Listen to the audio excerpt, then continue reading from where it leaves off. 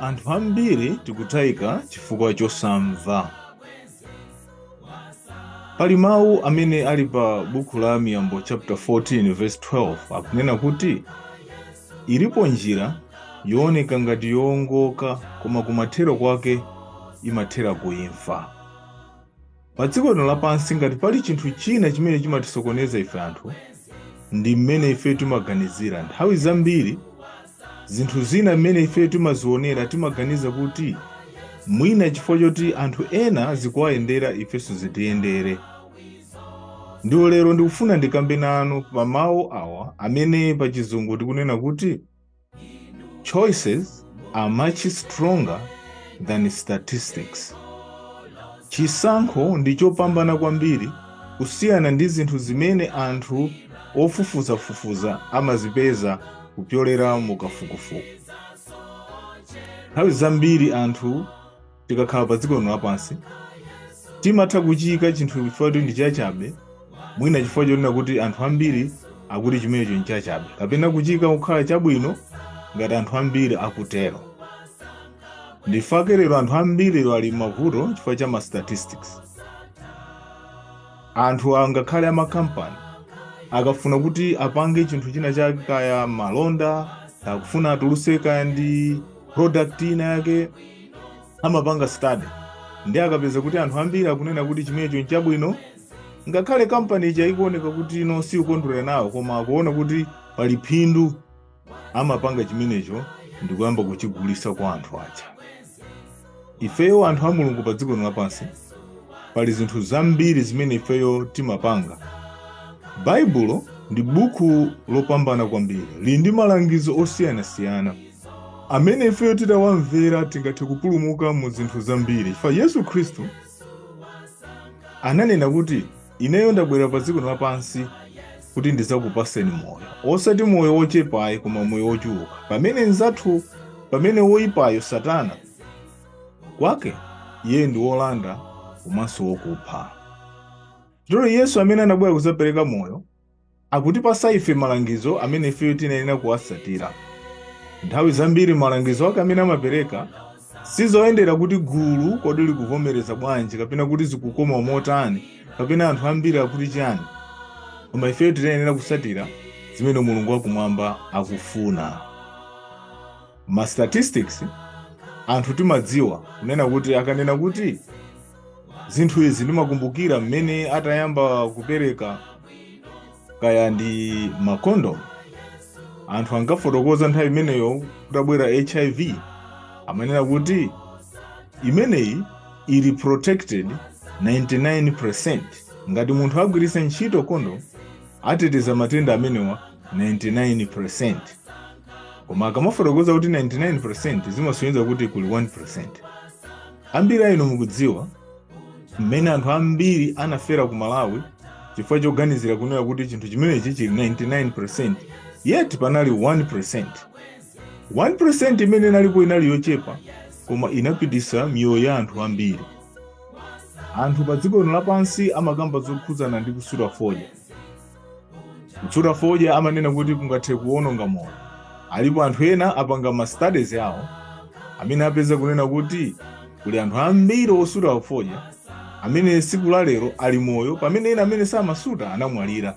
Ndi ena amabwera kuti mukuona ma statistics kapena zofufuza zikupeza kuti anthu ambiri amene amwalira samasuta fodya ya. Ndiye mukamatiuza kuti kusuta kutha kuwononga moyo, komano anthu osuta akupezeka kuti ali ndi moyo, ndi kuti izi ndi zabodza. Komano ifeyo tiyenera tidziwe kunena kuti tikamapanga zisankho zathu kuti zikuyenera kukomera chani, zikomere kunena kuti anthu ambiri akutero. Mulungu wakumwamba anatipasa ifeyo malamulo 10 a Mulungu amene akupezeka pa Exodus chapter 20 verse 3 mpaka na 17. Malamulo amene wanagawika mbali ziwiri. Mbali yoyambirira kunena kuti malamulo okhudzana pakati pa munthu ndi Mulungu wakumwamba, amene malamulo 6 okhudzana pakati pa munthu ndi munthu mnzake. Malamulo amenewa ndi malamulo amene Mulungu anatipasa osati chifukwa choti akufuna atipanikize kapena kuti Mulungu satikonda, koma ndi malamulo achisomo, malamulo ongofuna kuti atiteteze Mulungu amatiyika mukutichinjiriza ndi malamulo amenewa. Pamene tisunga malamulo awa, malamulo amene akusonyeza khalidwe la Mulungu, ifeyo timakhala otetezeka. Chotero Mulungu akamayenda nafe natiyendesa mmene mutili mmene mwakutiuza kuti uzilemekeza Mulungu wakumwamba, usapange fanizo losema, uzisunga tsiku la Sabata likhale lopatulika. Komanso malamulo okhuzana ndife anthu kutiuza kuti ngati samunamizire nzathu, ngati tisabe, tisaphe, tisachite chigololo. Zonsezi ndizofuna kunena kuti munthu amene Mulungu amamukonda akakhale wotetezeka. Komano lero anthu ambiri timawendera kunena kuti ngati anthu ambiri mwina akuchita tchimo lakuti kaya kupha napulumuka, ifeyo timapeza kuti antchito ndi zabwino. Ndifake lero anthu lero corruption yachuluka. Chifukwa chani? Chifukwa anthu akuona kunena kuti akayang'ana anthu ambiri amafika munamvapo mwina anthu akunena kuti mboma anthu amaba, kaya ndi mmabungwemo anthu akuba. Ndiye chifukwa chomva kuti anthu ambiri akuba, alipo anthu ena pacha statistics amaitenga kukhala stronger. Amapezeka kuti akapezeka kuti agwira ntchito ya mboma, amangodziwa kuna kuti anthu ambiri akuba ndipo akupulumuka. Koma ena amapezeka kuti akaba kumene kuja achita tsoka, amangidwa, banja lawo lasokonekera. Kapena apita kukaba, kumene kuja agwidwa, akafa ali kumeneko. Chifukwa iwo anatenga kuti statistics was much stronger. Koma ifeyo tinayenera kukhala guided ndi ma choices. Chisankho chimene ifeyo timapanga, chisankho zimene timazipanga zikuyenera kusogozedwa ndi Mulungu wakumwamba. Ndifake Davide anafotokoza mawu onena kuti ndinasunga mawu a Mulungu mumtima mwanga kuti ndisamuchimwire iye.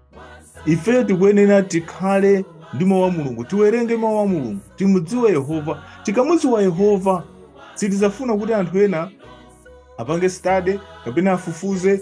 Kaya anthu ambiri zikuoneka kuti zikuyenda, koma ngati chinthu icho chili cholakwika, tinayenera ifeyo kuti chinthu chimenecho tichipewa.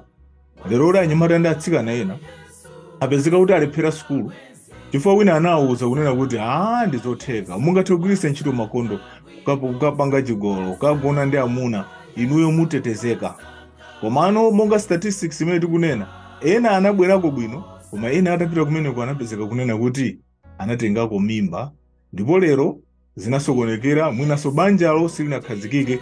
Lero akudandaula chifukwa anagwiritsa ntchito statistics kuti anzawo ena, lero ena akupanga moyo wawo uhule chifukwa wina anawuza kunena kuti uhule ndi style, iweyo bola ukasamale. Kule anthu ena lero lichamba, anthu amanena kuti achamba chimapengesa, ena amanena kuti zitengera imene yoma chichitira, ifeyo tili bwino. Ndiye ukaona anthu ambiri akunena kuti inenso ndi masuta, ine ndi masuta, anthu ambiri amapezeka kuti lero ayamba makhalidwe osiyanasiyana. Ineyo amayi ndi abambo ndifuna ndikulimbikitseni kuyambira lero kunena kuti pamene mukupanga chisankho chilichonse, kumbukirani mawu awa kunena kuti choices are stronger than statistics. Chisankho chimene mumachipanga ndicho pambana kwambiri kusiyana ndi zinthu zimene amalemba. Ifeyo siti anthu onena kuti tizingosatira zimene anthu amanena, koma kuti kodi Mulungu akuti chani. Odala ndiwo amene amamuyika Yehova kukhala patsogolo pawo. Ndifaka makonda mawu amene ali pa Mateyu chapter 6 verse 33 akuti muthange mwafuna ufumu wa Mulungu ndi chilungamo chake, ndipo zonse zimene mukuzifuna inu zidzakwaniritsidwa kwa inu.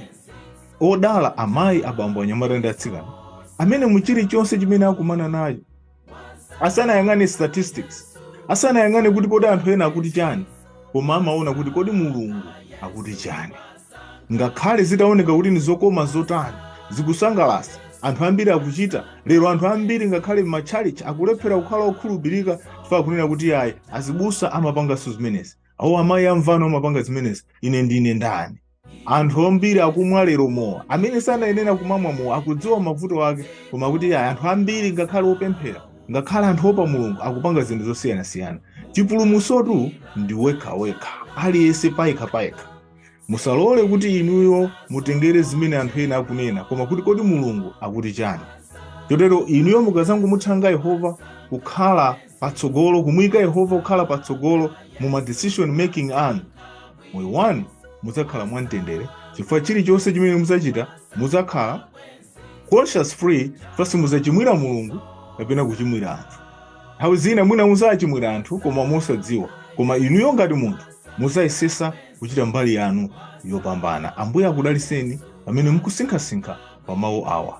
Tiyeni tonse pamene tikukhala mu tsiku la lero kapena tsiku ndi tsiku tikamuyike Yehova kukakhala patsogolo. Ambuye akhale nanu. Munali ndine Victor Khaula. Zikomo.